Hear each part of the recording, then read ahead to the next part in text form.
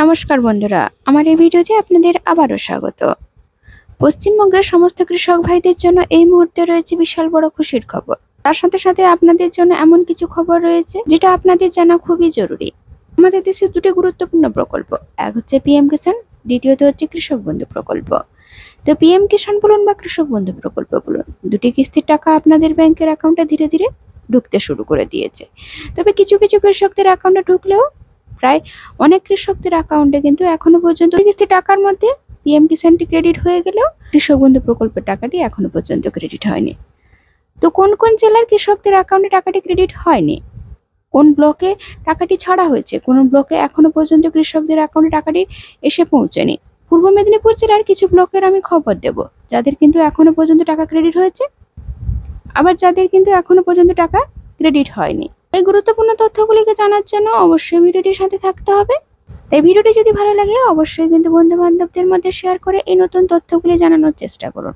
আর যারা আমার চ্যানেলটির পাশে আছেন, আগে থেকে চ্যানেলটিকে সাবস্ক্রাইব করে রেখেছেন, তাদের জানাই অসংখ্য ধন্যবাদ। আর যারা আমার চ্যানেলটিকে এখনো পর্যন্ত সাবস্ক্রাইব করেননি, তাদের বলবো চ্যানেলটিকে সাবস্ক্রাইব করে অবশ্যই পাশে থাকুন। তো চলুন বন্ধুরা, প্রথমে আপনাদের কৃষক বন্ধু প্রকল্পের ব্যাপারে জানাই। কৃষক বন্ধু প্রকল্পে আপনাদের মধ্যে অনেকের টাকাটি ক্রেডিট হয়ে গেলেও অনেকের কিন্তু টাকাটি ক্রেডিট হয়নি। সেই 29শে জুলাই থেকে টাকা কিন্তু ছাড়া হচ্ছে। এখনো পর্যন্ত অনেক কৃষকদের অ্যাকাউন্টে টাকাটি ক্রেডিট হয়ে গেলেও কিছু কিছু কৃষকরা এমন রয়েছেন, অনেক কৃষক এমন রয়েছেন যাদের কিন্তু টাকাটি ক্রেডিট হয়নি। আপনারা হেল্প বক্সে গিয়ে আপনারা ফোন করলে, এমনকি ওখান থেকে মেল করলেও আপনারা রীতিমতো তার উত্তরও পেয়েছেন। ওনাদের বক্তব্য, আপনার কিন্তু পেমেন্টটি ভেরিফাই হয়ে গেছে, আপনারা অবশ্যই টাকাটি পাবেন, আপনাদের কোনো রকম ভাবে সমস্যা নেই, আপনারা ধৈর্য ধরে অপেক্ষা করুন, আপনারা নিশ্চয়ই টাকাটি পেয়ে যাবেন। কিন্তু আপনারা কি জানেন, আমাদের পশ্চিমবঙ্গে টাকাটি কিন্তু আমাদের কেন্দ্র সরকারের যেরকম ভাবে স্কিমের টাকা ছাড়া হয় ডিবিটি লিঙ্কের মাধ্যমে, ডাইরেক্ট বেনিফিট ট্রান্সফার, ওর মাধ্যমে কিন্তু টাকাটি ট্রান্সফার করা হয় না।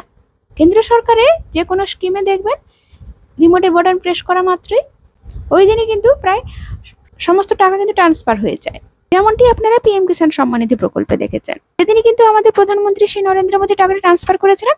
ওই দিনই কিন্তু আপনারা বিকেলের মধ্যে প্রায় কৃষকরা কিন্তু টাকাটি পেয়ে গেছিলেন, যোগ্য কৃষক যারা তারা কিন্তু টাকাটি পেয়ে গেছিলেন। সেরকম কিন্তু ডিবিটি লিঙ্কের মাধ্যমে আমাদের পশ্চিমবঙ্গ সরকারের টাকাটি ট্রান্সফার করা হয় না, আলাদা অন্যরকম বিকল্প পদ্ধতি রয়েছে, ওর মাধ্যমে কিন্তু টাকাটি ট্রান্সফার করা হয়।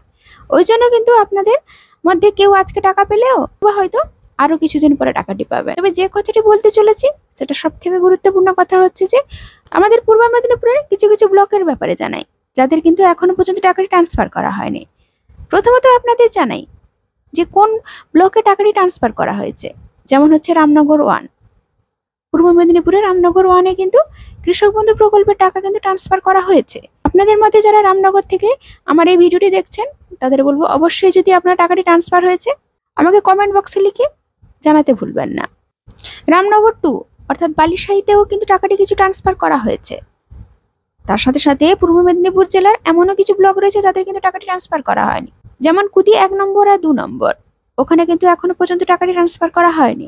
তাই এইরকম ভাবে জেলার কয়েকটি ব্লকে টাকাটি ট্রান্সফার করা হলেও অনেক ব্লক এমন রয়েছে টাকাটি কিন্তু এখনো পর্যন্ত ট্রান্সফার করা হয়নি। এখনো পর্যন্ত আপনাদের ব্যাংকের অ্যাকাউন্টে টাকাটি এসে পৌঁছায়নি, কেননা ব্লকে টাকা এসে না পৌঁছালে আপনাদের অ্যাকাউন্টে টাকাটি পৌঁছবে কি করে।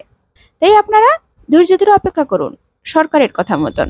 তাই সরকার যখনই কিন্তু টাকাটি ট্রান্সফার করবে বিডিও অফিসে, আপনারা অবশ্যই আপনাদের ব্যাংকের অ্যাকাউন্টে টাকাটি পেয়ে যাবেন।